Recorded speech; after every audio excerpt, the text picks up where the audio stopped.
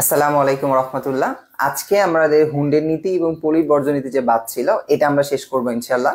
তো প্রথমে আমরা হুন্ডের নীতি নিয়ে শুরু করব ক্লাসটা। খুবই মনোযোগ দিয়ে দেখবা, কোনো সমস্যা হলে তো আমি আছি, কোনো সমস্যা নেই ইনশাল্লাহ। তো হুন্ডের নীতি কারে বলে? তো হুন্ডের নীতি কাকে বলে এটার থেকে বেশি ইম্পর্টেন্ট যে আসলে হুন্ডের নীতি আসলে কেন ব্যবহার করা হয় এবং কিভাবে ব্যবহার করা হয় এটা বোঝা। ওকে, তারপর একটু তোমাকে বলে দেই যে আসলে হুন্ড কি বলে গেছে। হুন বলে যাচ্ছে যে আমাদের যে সমশক্তি সম্পূর্ণ অরবিটাল গুলো আছে না, যে p x p y p z, যে ছোট ছোট অরবিটাল গুলো থাকে, এই অরবিটাল গুলোতে ইলেকট্রন এমন ভাবে প্রবেশ করবে যাতে তারা সর্বোচ্চ অযুগ্ম অবস্থায় থাকে। এটা হলো হুন্ডের নীতি। তো আমি এইভাবে না পড়ায় তোমাকে একটা এক্সাম্পলের মাধ্যমে বুঝাই, তাহলে তুমি বুঝতে পারবা। ধরো তোমাকে আমি লিখলাম কি, তোমার কাছে একটা ফ্লোরিন আছে, যেহেতু উদাহরণ আমি ফ্লোরিন দিছি। ফ্লোরিন কত? 9। ইলেকট্রন বিন্যাস করো 1s2 2s2 2p কত রে? 5। ভালো করে বুঝবা। তো এই প্রথম প্রশ্ন, আমি হুন্ডের নীতিটা কিভাবে প্রয়োগ করবো এবং কোথায় প্রয়োগ করব।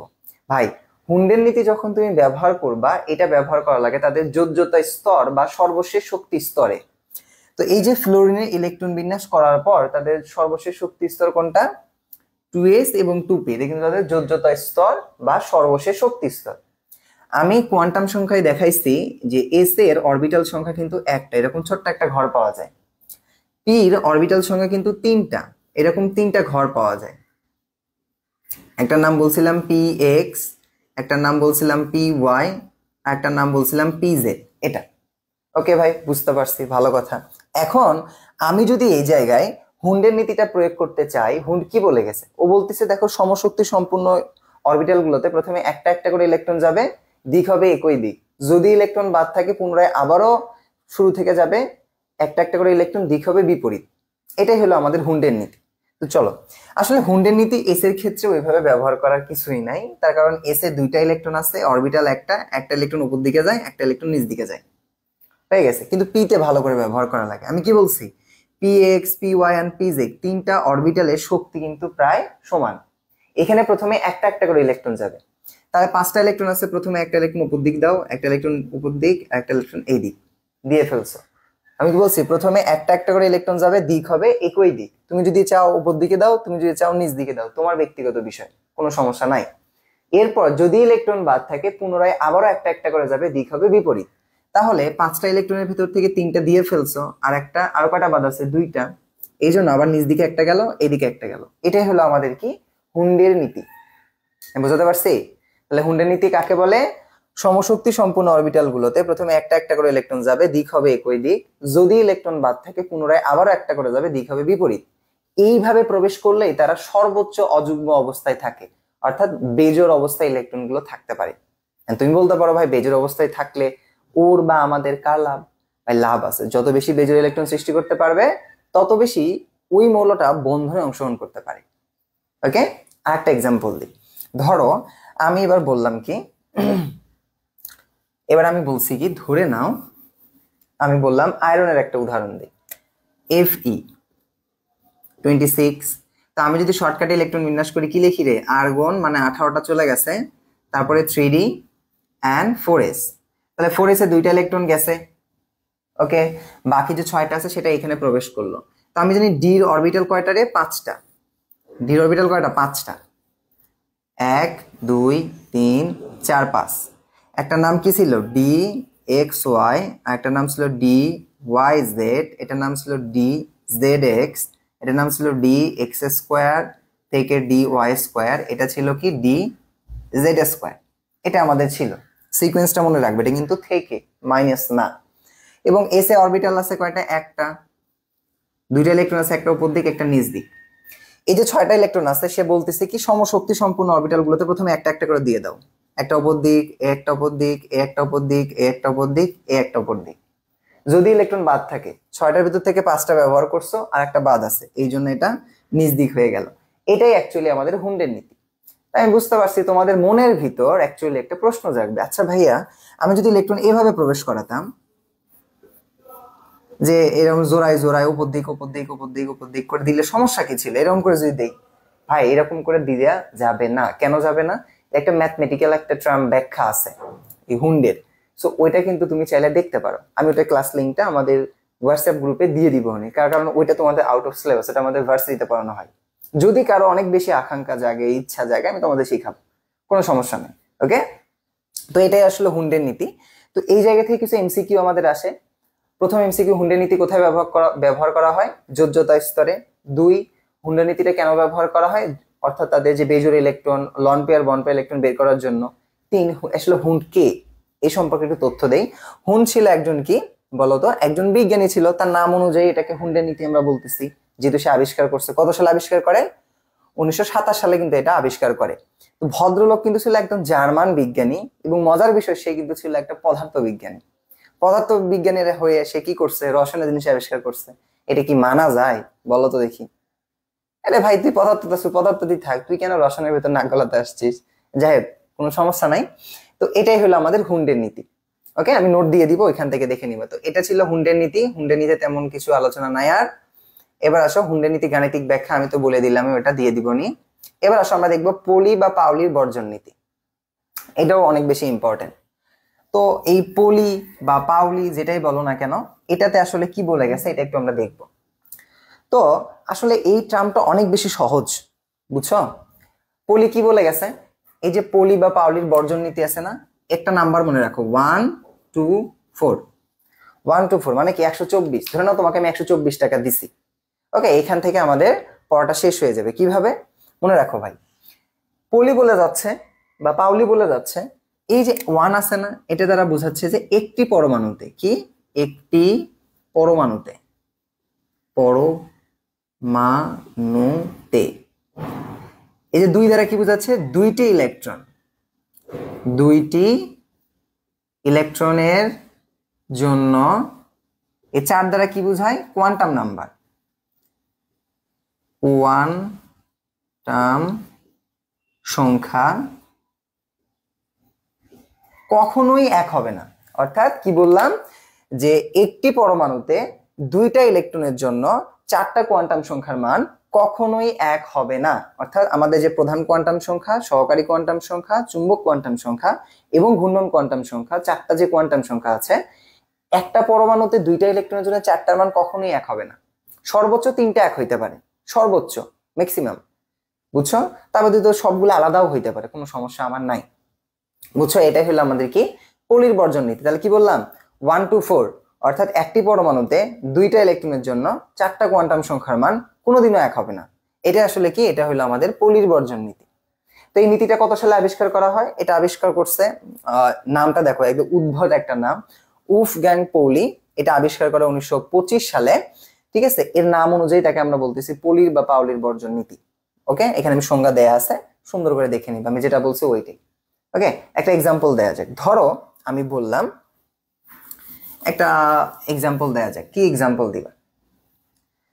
ভালো করে বুঝো।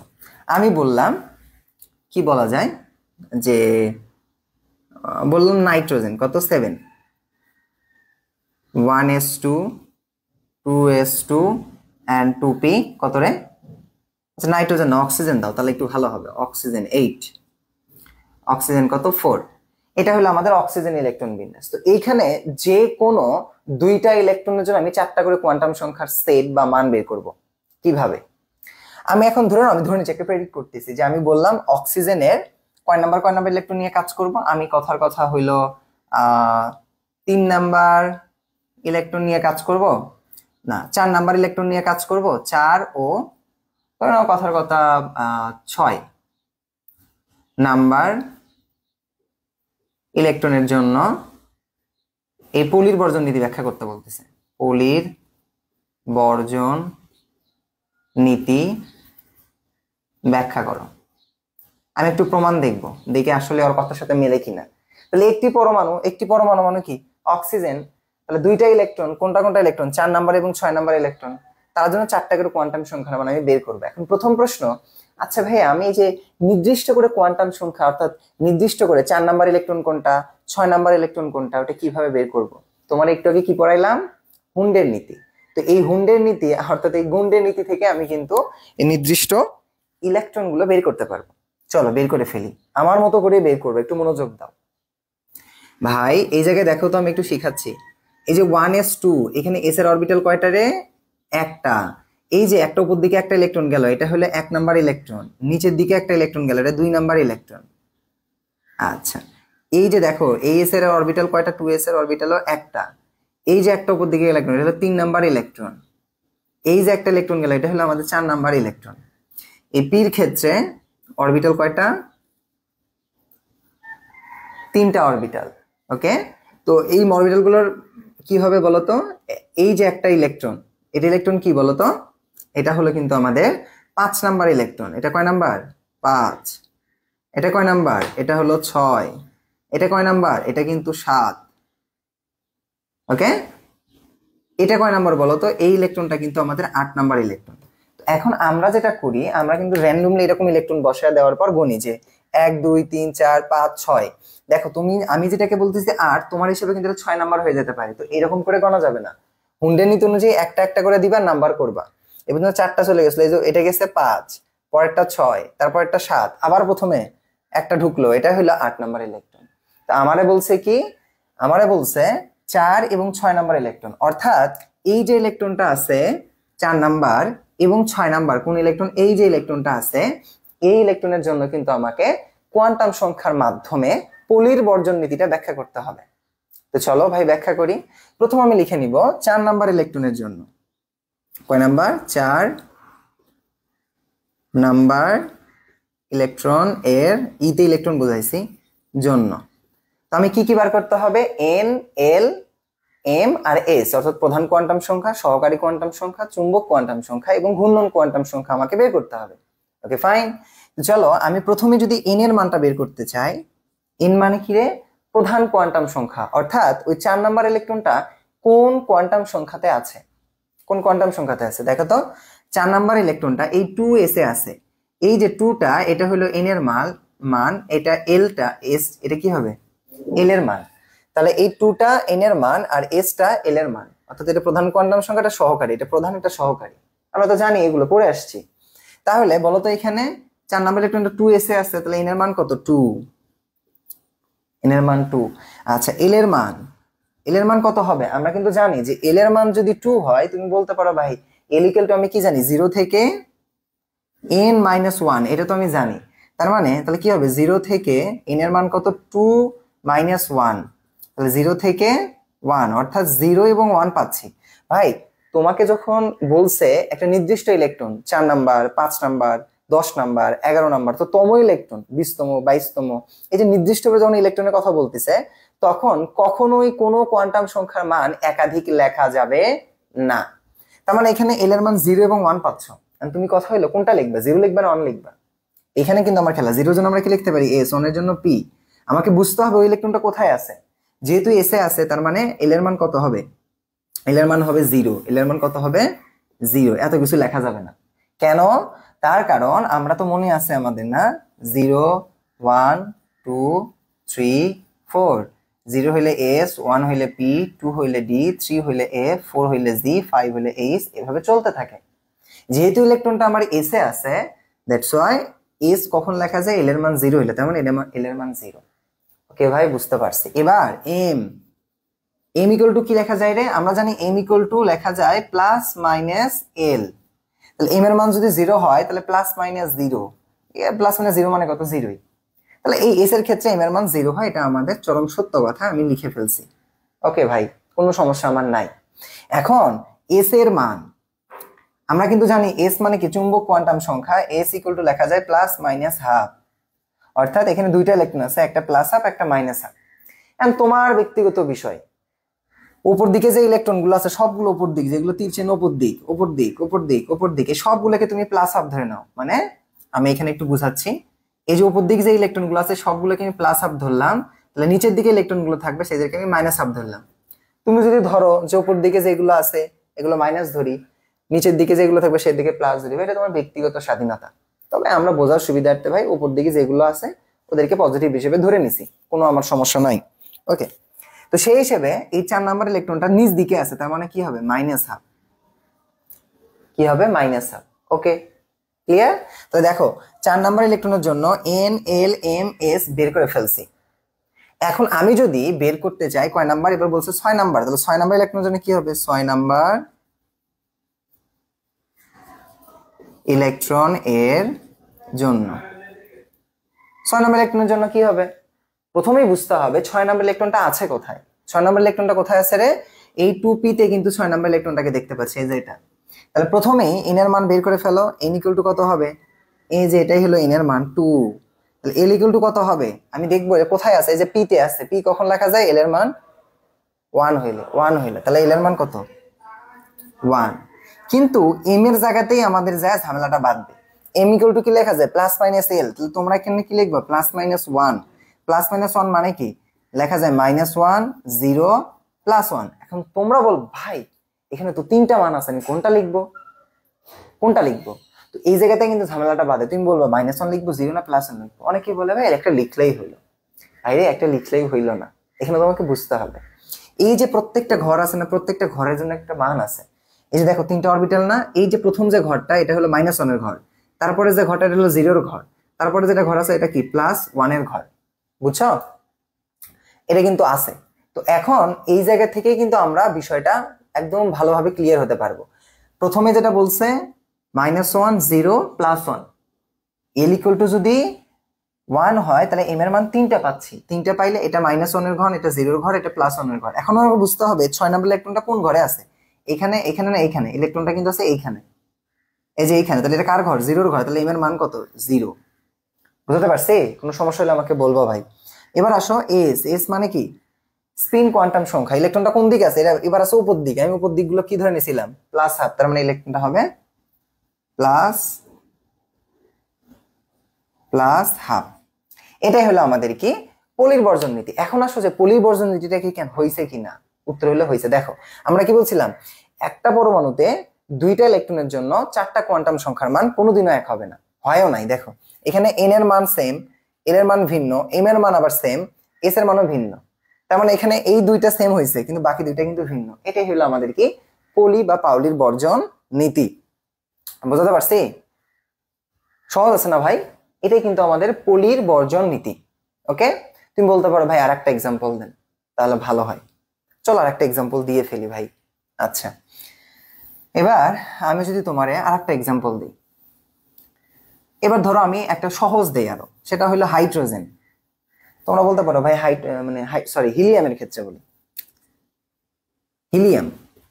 হিলিয়াম কত রে? 2। হিলিয়াম কত? 2।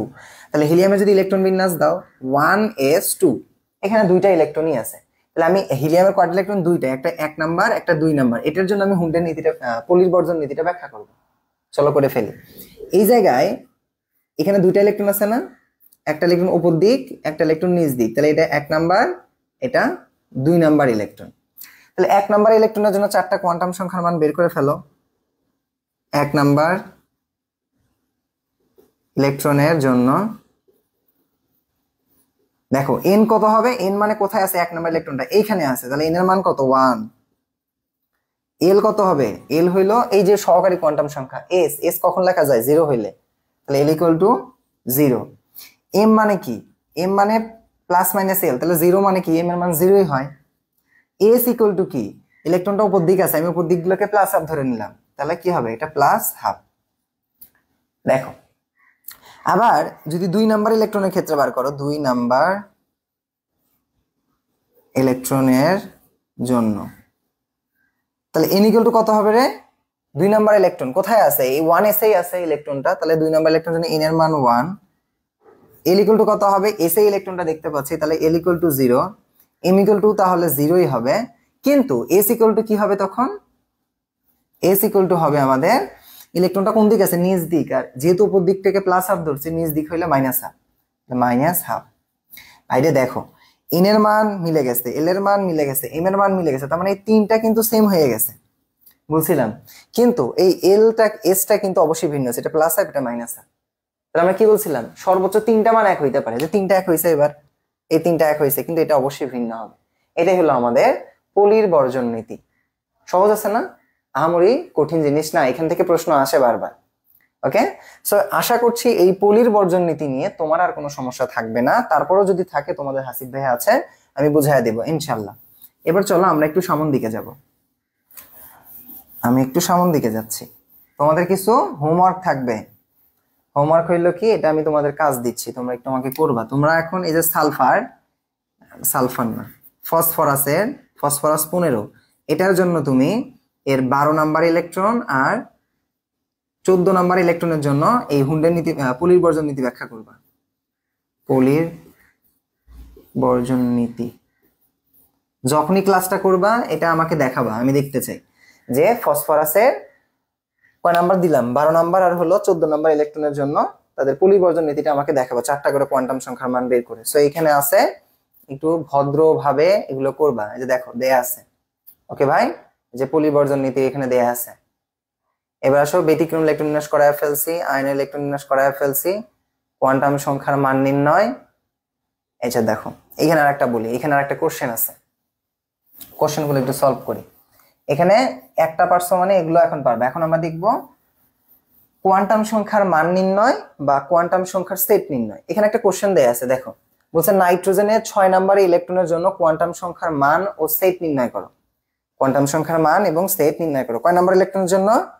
নাইট্রোজেনের, দেখা যাচ্ছে তো না? দেখা যাচ্ছে। নাইট্রোজেনের 6 নাম্বার ইলেকট্রনের জন্য। সো প্রথমেই আমাকে কি করতে হবে ভাই, একটু কমন সেন্স অ্যাপ্লাই করি।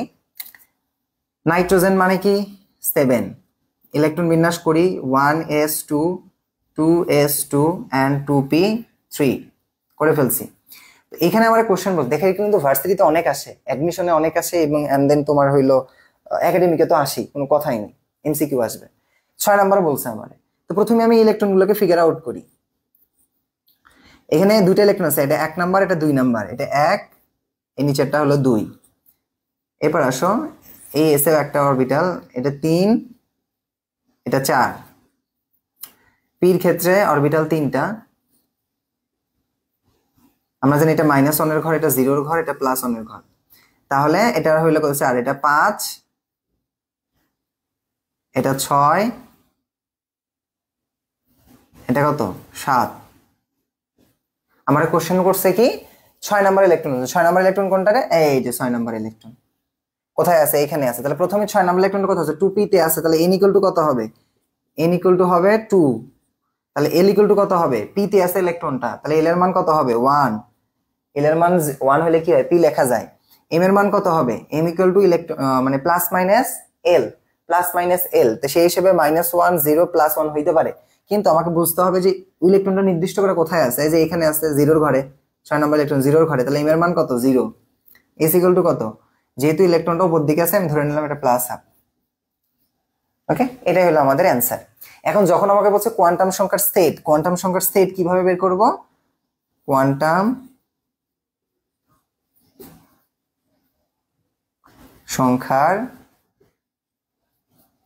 সেট, সেট মানে কি ভাই? কিছুই না, এরকম থার্ড ব্র্যাকেট সেকেন্ড ব্র্যাকেট দিবা, দিয়ে এই মানগুলো লিখবে যে 2, 1, 0, +1/2। তাহলে সেট মানে এরকম আর কিছুই না, দিয়ে এরকম সেকেন্ড ব্র্যাকেট দিয়ে সেট লিখবে, যেমন ম্যাথে সেট লেখা হয়। এটাই ভাই, আহামরি কঠিন বিষয় না। তারপর এখানে বলছে নিকেলের সর্বশেষ ইলেকট্রনের জন্য কোয়ান্টাম সংখ্যার মান ও সেট নির্ণয় করতে তোমাদের হোমওয়ার্ক। নিকেলটা তোমরা করবা। নিকেলের সর্বশেষ ইলেকট্রন ভালো করে বুঝবা। নিকেলের সর্বশেষ ইলেকট্রন কোথায় আছে? নিকেলের সর্বশেষ ইলেকট্রন কোথায় আছে? আচ্ছা, এটা আমি করেই দিই, তোমরা আবার উল্টাপাল্টা করবা। নিকেলটা করে দেই, চলো। কি প্রশ্ন করছে? নিকেলের সর্বশেষ ইলেকট্রন।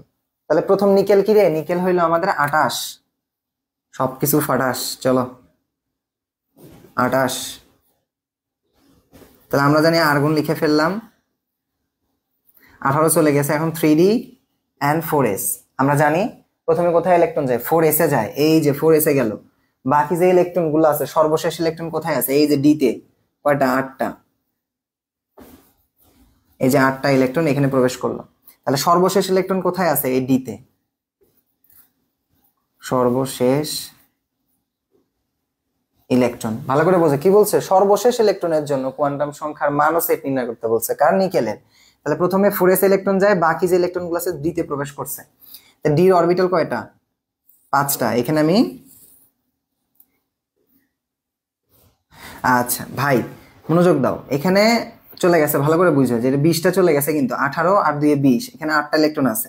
এই যে এটা 21 নাম্বার, এটা 21, এটা 22,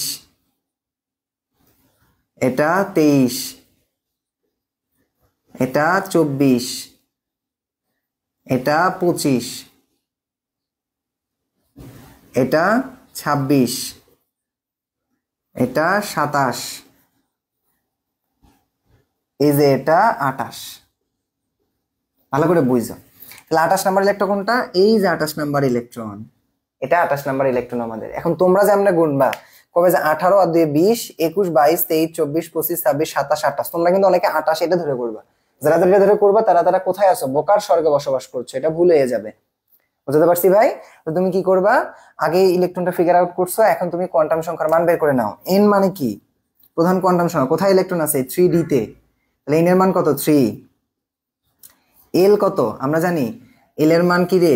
0, 1, 2, 3, s, p, d and f. তাহলে ডি কখন লেখা যায়? এল এর মান 2 হইলে। তাহলে ডি তে আছে ইলেকট্রন, তাহলে এল এর মান 2। এম ইকুয়াল টু কি হবে? এম ইকুয়াল টু কিন্তু প্লাস মাইনাস এল। তাহলে প্লাস মাইনাস কত? এল এর মান 2, তাহলে কি হচ্ছে? -2, -1, 0, +1 এন্ড +2। এখন তুমি বলবা যে ভাই এগুলো কোনটা লিখবো এর ভিতর থেকে? ভাই কোনটা লিখবে এটা বোঝা লাগবে তোমাকে। ইলেকট্রনটা কোথায় আছে আগে মানগুলো বসায় আনো। এই যে আমি উপরে উপরে বসাচ্ছি। প্রথম যেটা আছে এটা হলো -2 এর ঘর, তারপরে আছে এটা -1 এর ঘর, তারপরে আছে যেটা 0 এর ঘর, তারপরে আছে +1 এর ঘর, তারপরে আছে +2 এর ঘর। এই যে সিকোয়েন্স ভাবে মানগুলো বসিয়ে দিলাম, একদম বেসিক থেকে পড়ো।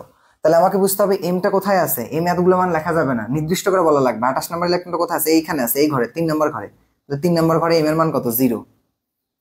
এস ইকুয়াল টু কত? যেহেতু ইলেকট্রনটা নিচ দিকে আছে, আমি সবসময় বললাম নিচ দিকে ধরলে তোমার -হাফ ধরবা, এটাই। তাহলে কোয়ান্টাম সংখ্যার সেট কি হবে?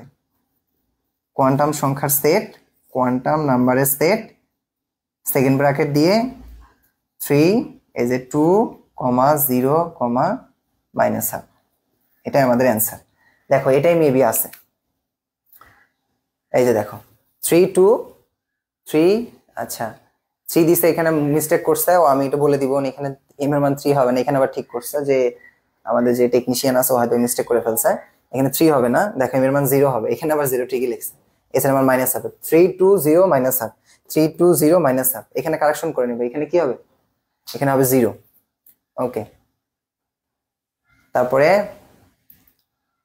আর একটা টপিক দেখবো এবার আমরা আশা করছি অরবিটাল নির্ণয় নিয়ে তোমাদের আর কোনো সমস্যা নাই। এবার আমরা দেখব অরবিটাল যেটা আছে না, এই অরবিটাল কাকে বলে এটা একটু সংজ্ঞায়িত করব। তারপরে অরবিটালের নোড ও নোডাল তলটা একটু দেখে ফেলবো। ভাই অরবিটাল কাকে বলে?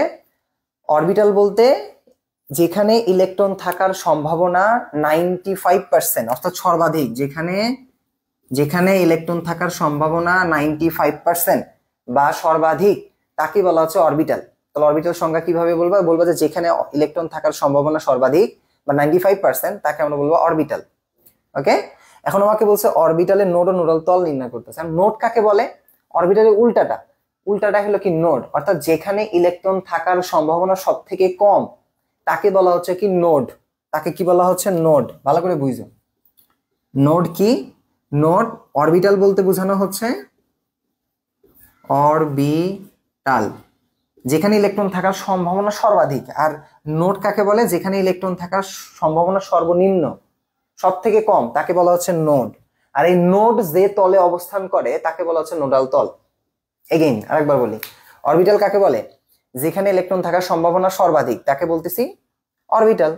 আর যেখানে ইলেকট্রন থাকার সম্ভাবনা সর্বনিম্ন, সব থেকে কম 5%, তাকে আমরা বলতেছি নোড। আর এই নোডটা যে তলে অবস্থান করে তাকে আমরা বলতেছি নোডাল তল। অনেক বলে না যে আমি ধরেন একটা ব্রিন্সের উপর এরকম বসে আছে, কথা হলে যে আমার তল কোনটা? ব্রিন্সের নিচে আমার তল না, আমার পাশাটা বসে গেছে, তাই না? আমি যে এর উপর দাঁড়িয়ে আছি, এই যে 4 তলায় মেজের উপর দাঁড়িয়ে আছে, আমার তল কোনটা? যে নিচে দাঁড়ায় আছি। এই যে নোড যে তলে অবস্থান করে এটাকে বলা হচ্ছে নোডাল তল। তো এই নোডাল তল থেকে আমাকে অনেক সময় প্রশ্ন করে নোডাল তল নির্ণয় করার এটা কি, সেটা তোমাকে একটু দেখো। সবগুলোর ক্ষেত্রে কিন্তু আছে যে এস এর ক্ষেত্রে তুমি যখন এই নোডাল তল বের করার সূত্র আছে একটা, সেটা হলো n-1। আমি সবগুলো একবার দেখিয়ে দিচ্ছি তোমাকে। পির ক্ষেত্রে কি হবে ভাই? n-2। ডির ক্ষেত্রে কি হবে? দেখো ডি কোথায় গেল, এই যে ডি, n-3। আর এফ এর ক্ষেত্রে কি হবে? এফ এর ক্ষেত্রে দেয় নাই নাকি? আচ্ছা ডি পর্যন্তই দেখো। তাহলে এস এর ক্ষেত্রে নোড সংখ্যা বের করার সূত্র কি? এস এর ক্ষেত্রে n মাইনাস ওয়ান, পির ক্ষেত্রে n মাইনাস টু, ডির ক্ষেত্রে n মাইনাস থ্রি, এফ এর ক্ষেত্রে n মাইনাস ফোর, এরকম চলতেই থাকবে। তো আমি যদি তোমারে বলি, এখানে দেখো আমি যদি বলি যে 2s, এখানে নোট কয়টি আছে, নোট কয়টি, নোট সংখ্যা কয়টি, নোট সংখ্যা কয়টি হবে? তাহলে 2s, তাহলে s এর ক্ষেত্রে সূত্র কি n মাইনাস ওয়ান, তাহলে n মাইনাস ওয়ান, তাহলে n এর মান কত, এই যে n এর মান, এটা l এর মান, l এর মান দরকার নাই আমার, n কত 2, তাহলে 2 মাইনাস ওয়ান, তাহলে কত হবে 1। তাহলে এই 2s এর নোট কয়টা আছে, একটা, নোট আছে একটা। আমি যদি বলি 1s এ কয়টা আছে, 1s এর নোট সংখ্যা কয়টা, তাহলে এখানে n এর মান কত 1, তাহলে এখানে যদি 1 বসে দাও, 1 মাইনাস 1 ইকুয়াল টু 0। 1s এর ক্ষেত্রে আমাদের নোট সংখ্যা কয়টা, 0টি। সহজ আছে না রে ভাই, সহজ। আচ্ছা, এবার আমি পির ক্ষেত্রে একটা এক্সাম্পল দিই। ধরুন আমি বললাম 5p, কয়টা নোট আছে, 5p তে কয়টা নোট আছে, পির ক্ষেত্রে সূত্র কি n মাইনাস টু, তাহলে n মাইনাস টু যদি বসাও, n কত 5, তাহলে 5 বসে দাও, 5 মাইনাস টু কত হচ্ছে, 5 থেকে 2 বাদ দিলে 3, তাহলে নোট সংখ্যা কয়টা, 5p তে নোট সংখ্যা কিন্তু আমাদের 3টা। কিন্তু আমি যদি তোমারে বলি 2p তে কয়টা নোট আছে, 2p তে নোট কয়টা আছে, তাহলে এখানে সূত্র কি n মাইনাস টু, তাহলে n এর মান কত রে 2, তাহলে 2 মাইনাস টু ইকুয়াল টু কত 0, তাহলে এই 2p তে কোনো ধরনের নোট নাই। ওকে, আচ্ছা, এগুলো সহজ আছে কিন্তু, এজন্য একটু তাড়াতাড়ি যাচ্ছি। এবার আসো আরেকটা এক্সাম্পল দেই। যদি তোমারে বলি আমি ডির ক্ষেত্রে, যেমন 3d ক্ষেত্রে নোট সংখ্যা কয়টা, তাহলে 3d এর ক্ষেত্রে নোট সংখ্যা নির্ণয়ের সূত্র কি, নোট দুরু সংখ্যা, সূত্র n মাইনাস থ্রি। তাহলে এখানে n এর মান কত, এই যে এটা n এর মান, তাহলে 3 মাইনাস থ্রি ইকুয়াল টু কত 0, তাহলে 3d তে কোনো ধরনের নোট নাই। আচ্ছা, তাহলে আমি যদি বলি 6d, এখানে নোট কয়টি আছে, তাহলে n এর মান কত 6, তাহলে এখানে 6 বসাও, 6 মাইনাস থ্রি ইকুয়াল টু কত 3, তাহলে 6d তে নোট সংখ্যা কয়টি, 3টি। ওকে, এইভাবে কিন্তু তুমি নোটগুলো বের করে ফেলবা। এটাই হলো আমাদের নোট সংখ্যা পর্যন্ত। দেখো এক্সাম্পল দেয়া আছে, একটু দেখে নিবা। যদি দেখো আমার যেটা হয় ভাই, তোমাদের একটা কথা বলি, সেটা হলো আমাদের তো কাজগুলো আমি একা হ্যান্ডেল করি না, আমাদের অনেকগুলো টিমের মাধ্যমে কাজগুলো হয়। এই যে দেখবা যে নোটে বা পিডিএফ অনেক সময় কিছু যদি মিস্টেক থাকে, সো প্লিজ ভাই সেটা আমাকে জানাবা। ওকে, কারণ ইচ্ছা করে তো কেউ ভুল করার চেষ্টা করে না, টেকনিশিয়ান যদি ভুল করেই ফেলে, ওটা তো আমাকে ঠিকঠাক করে নিতে হবে। ওকে, অনেক সময় চেক দেওয়ারও সময় হয়ে ওঠে না, তো আমাকে অবশ্যই বলবা, আমি চেষ্টা করবো সেগুলো ঠিক করার জন্য। তো আজকে এই পর্যন্তই, দেখা হচ্ছে নেক্সট ক্লাসে। ক্লাসগুলো মনোযোগ করে নোট তৈরি করে আমরা দেখাবা। ভালো থাকো সবাই, আসসালামু আলাইকুম রহমতুল্লাহ।